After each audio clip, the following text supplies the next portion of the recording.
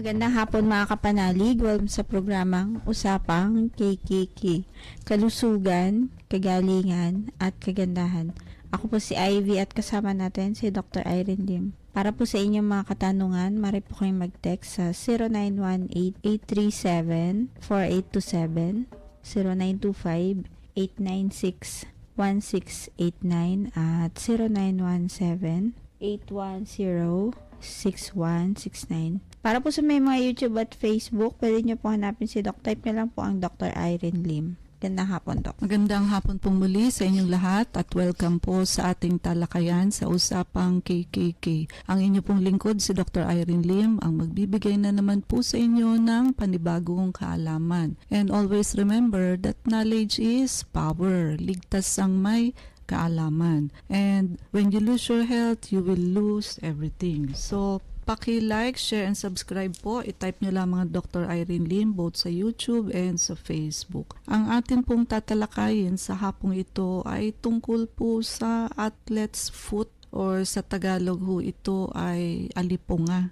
Marami hong tao na kahit na ho hindi naman indigent, ibig sabihin maayos naman ang pamumuhay, pero ho may athlete's foot. Common ho ito sa mga diabetic patient, and kaya ho ang paan kasi pag matagal na ang diabetes, lalo na kung hindi control ang sugar, ang paa ho nagkakaroon ng mga so dry. The more hong dry, mas mas kapitin ho yan ng fungal infection. Meron din hong mga kaya athlete's foot ang tawag kasi isa rin ho sa nagkakaroon madalas ng athlete's foot, yung lagi hong nakakulob ang paa sa medyas.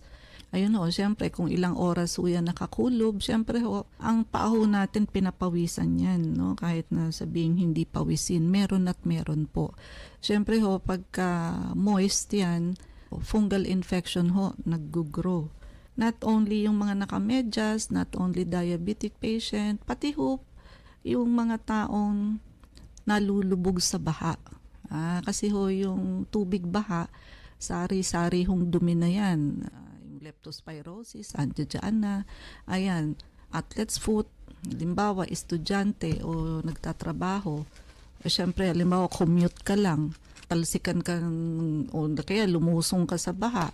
It will take time bago ka makarating sa school or sa office mo para makapag-wash ng paa mo. So medyo ho nababad na yung paa mo sa tubig baha. So prone din ho yan sa athlete's foot, no?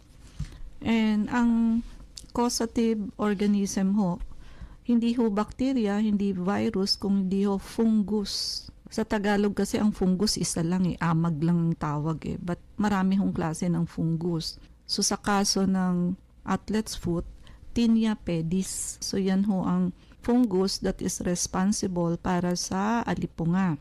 And itong intruder na to, tinatarget ho niya ng ating nails, ang ating skin, ang ating hair. It causes the skin to become, para ho mamula, mag-crack, mag-burn, mag-scale, and mag-itch.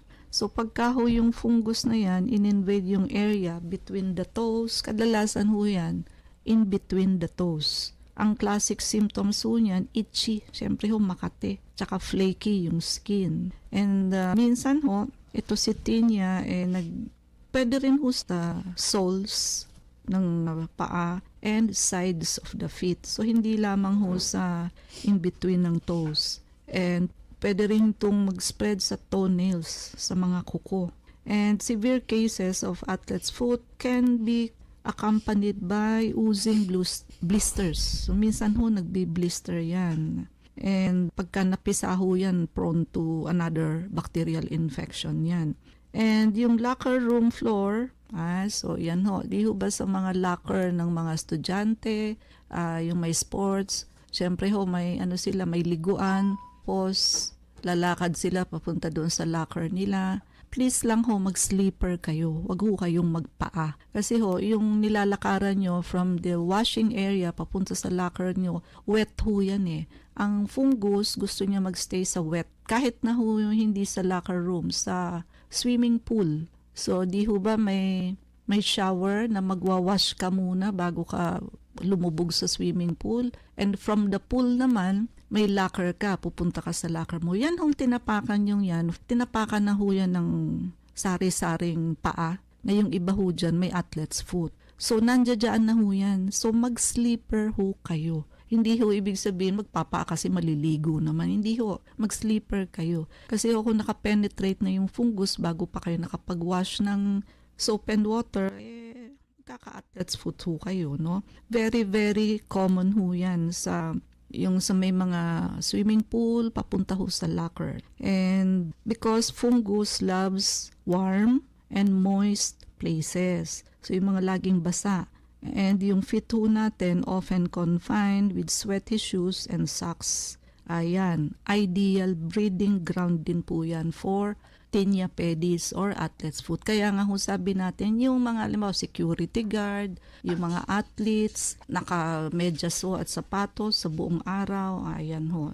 And kung kayo ho ay mapupunta sa butika, piliin nyo ho yung mga gamot na mayroong miconazole nitrate or tolnaftate. Or kahit hindi ho yan, marami naman hong antifungal infection. Pwede naman din ho kayong magtanong sa pharmacist. Alam ho nila yung mga cream na may antifungal na pwede ninyong ipahid. And also, kung meron ho kayong box of baking soda na nakatago ho sa inyong fridge, yan ho ay nakaka-absorb ng hindi ho. Ibig sabihin, kadalasan ho kasi naglalagay tayo ng baking soda sa ref para ho i-absorb yung bad odor, no? Nakaka-relieve ho yan ng itch and burning sensation in between the toes. So, gawin nyo hong parang pulbos. Ilagay nyo yung baking soda in between your toes. Or di kaya naman ho, pwede nyo ring lagyan ng tubig, 1 kutsarang baking soda para ho gumawa kayo ng paste.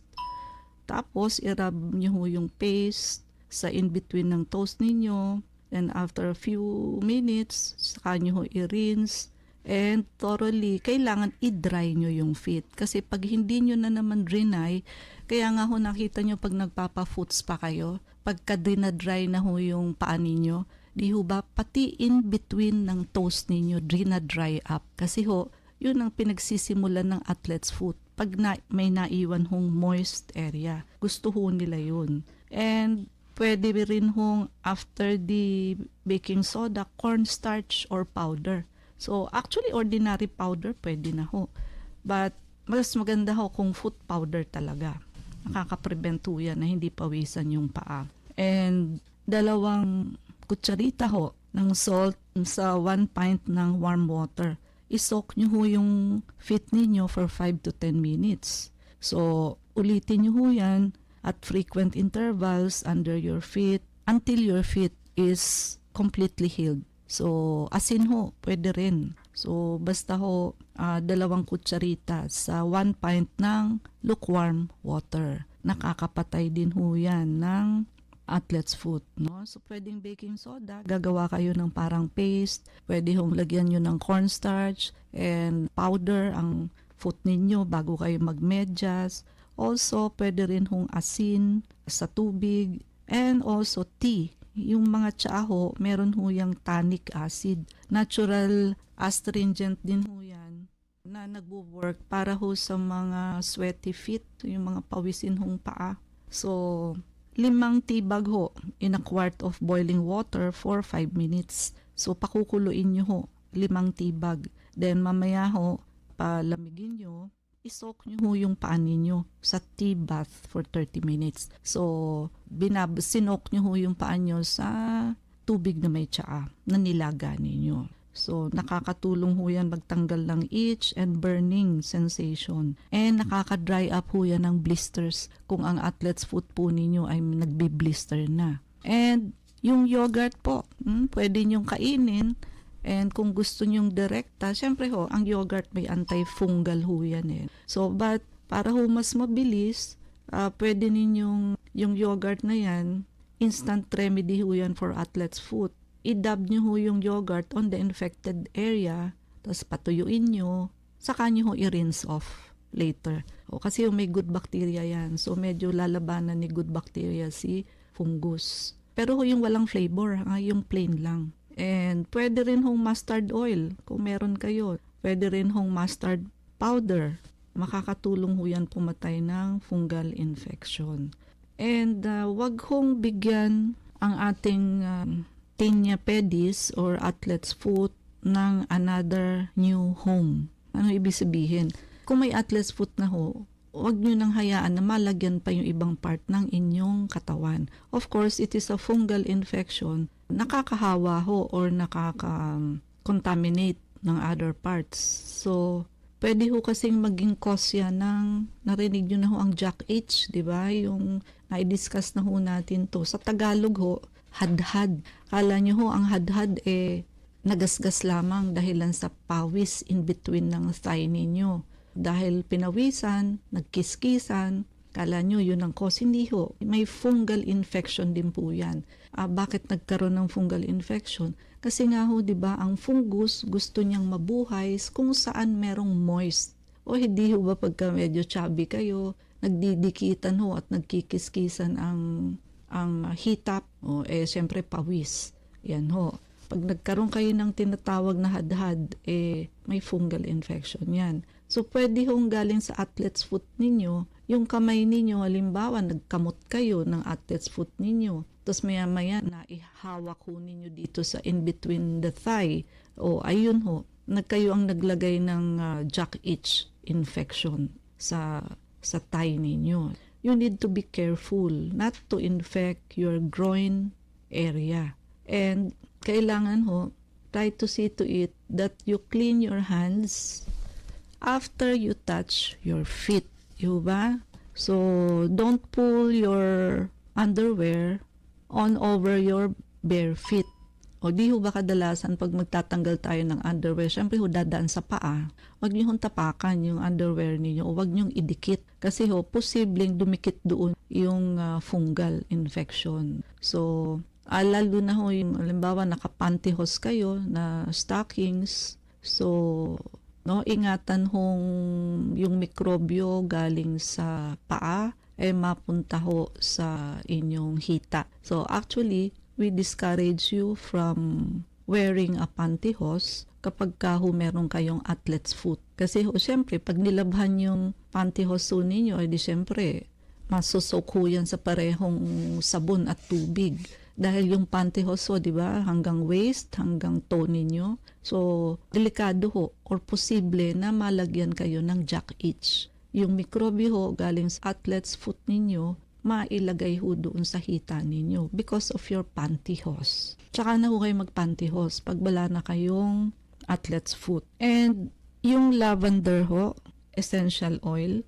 So, meron ho yung antifungal property. So, pwede nyo hong i-massage yung oil by adding 3 drops of lavender oil sa 1 teaspoon ng any vegetable oil. So, paghahaluin nyo po, parehong oil. Kasi medyo matapang ho yung lavender pag directly yun lang. So, lavender oil, i-drop nyo ho sa 1 teaspoon ng any vegetable oil or any skin lotion will do. I-rub nyo ho into the infected skin daily. So, and yung calendula, which is valued for centuries already as topical treatment ho, ginagamit yan for wounds and skin condition. Itong herbal healer na to is said to have may antifungal and anti-inflammatory power. So, may mga tinitinda ho niyan sa health food store. So, and bigyan nyo ho ng mga home treatments na sinabi natin, from yogurt to lavender oil to baking soda to pwede rin ho yung tea bath, diba? Kanina yung salt with warm water. Bigyan nyo ho ng home treatment alin man doon at least 3 weeks to work. Hindi ho yung ilang araw pa lang medyo nag-improve na, natuwa na kayo dahil wala na. Bigyan nyo daw ho ng 3 weeks. Kasi minsan, hindi ho ibig sabihin na wala na yung symptoms, wala na ho yung fungus. Minsan ho, andun lang yun. So, kailangan ho 3 linggo. pagka ho left untreated, di nyo ginagamot yung tinea pedis nyo, yung fungal infection ho can cause the skin to crack. Magka-crack ho yung skin. And yung crack ho yun, mag-a-allow ng infection-causing bacteria to gain entry.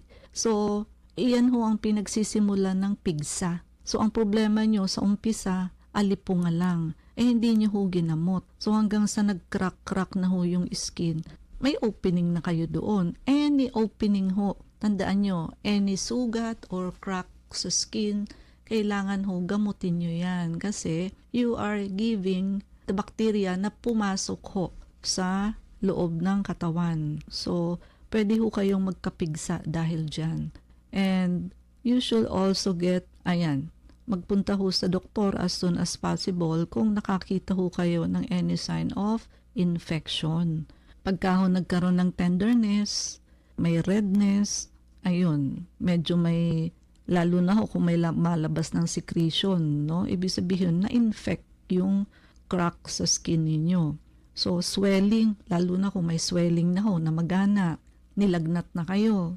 O may mga red streak na lumabas, radiating from the infected area, kailangan nyo na hong magpunta sa doktor. Dahil ibig sabihin ho, yung simple ninyong athlete's foot, nauwi ho sa infection, na-infection kayo. So may secondary bacterial infection na ho kayong nangyari.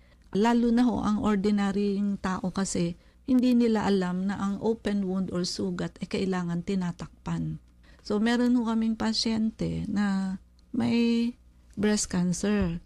So, sinabihan ko na ho na kailangan naming agapan yon ng injectable antibiotic kasi ho, nag-start na siyang mag-secrete ng pus or nana.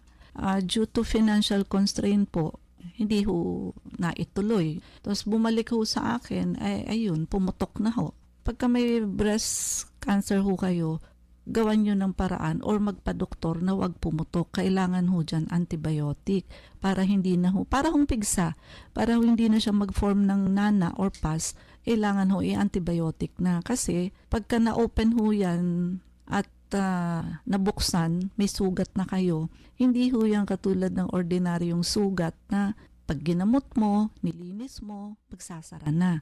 Hindi na ho yan magsasara kasi nga ho may cancer behind nung bukol. So, dalawa na ho ang problema, yung pagkikare ng open wound at yung breast cancer ng pasyente. So, ayun po, infected na pagbalik sa akin, no? Sinabihan ko ng gano'n ang mangyayari. Di ako sinunod, yung pala babalik din ho nung putok na yung yung bukol ho. Ngayon may nana na. So, paano kung hindi magkakaroon ng pus? Hindi ho tinatakpan. So, naka-open lang ho siya. May blouse siya. Andun lang ho, open lang. Hindi nyo ho pwedeng takpan ng kahit na panyo o napkin o kahit na yung sugat sa breast. Tinatakpan ho yan ng sterile na gasa. At bago nyo ho yan takpan, kailangan nyong linisin yan ng agua oxinada and betadine. Or Q-tip, pwede rin ho. Tapos, hindi ho pwedeng hawakan ng kamay. Halimbawa ho, yung sterile na gasa, may gasa hong sterile, may hindi. So, ang bibili nyo yung sterile. Ibig sabihin ho ng sterile, wala ho siyang zero germs. So, ang hahawakan nyo lang po, yung likuran, yung ididikit nyo ho sa sugat niyo, huwag nyong hahawakan. Kasi yung kamay ho natin, kahit ho tayo bagong hugas, basta ho yan, humawak na ng pinto, ang gunting, hindi ho yan sterile. So kayo ho ang maglalagay ng mikrobyo doon sa gasa pag hinawakan nyo yung part na ididikit ninyo. So doon lang ho kayo sa likuran ng gasa humawak at yung mga ipapatak ninyo, yung agua oxinada, ibuhos nyo lang po, patak-patak. At yung pagkatapos, pag wala na hong bulay, yung betadine, saka nyo ho takpan. Patuyuin nyo ng kaunti, takpan nyo ho. So, ganyan ho ang pagkikare sa open wound. Tapos, depende ho, lagyan nyo nga ho pala ng mga may antimicrobial na cream tulad ng Bactroban and others. So, kasi ho, para hindi dumikit. Kasi ho, pag direkta yung betadine, tapos tinakpan nyo ng gasa, didikit ho yun. Pag tinanggal nyo, papalitan nyo, magdurugo ho dahil dumikit doon sa gasa. So, Yun ho, no? So, yan ho experience namin at meron pa hong isa na may breast cancer. Nagpunta ho ng albularyo. Pinagtapal-tapal ho kasi nabuksan na rin yung sugat sa breast, yung cancer sa breast. In-advise hong magtapal ng mga dahon-dahon. Alam niyo kung anong kinumatay ng pasyente? Tetanus, no? Hindi na ho yung mismong breast cancer, na tetano ho yung pasyente. Kasi siyempre kung saan pinulot yung dahon hindi naman ho sterile kasi yun, no? Tandaan nyo, basta open wound, kailangan may anti-tetanus kayong vaccine plus may sterile ho, yung aseptic technique, yung tinuro ko sa inyo kung paano ho mag-care ng wound.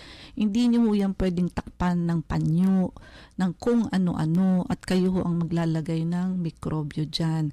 Same thing with yung pinag-uusapan natin na may athlete's foot kayo, hindi nyo ginagamot, nag-blister, yung blister ho, nasugat, or nagkaroon ng crack yung skin ng athlete's foot ninyo, napasukan ho ng bakterya, nag-cause ng boil or pigsa.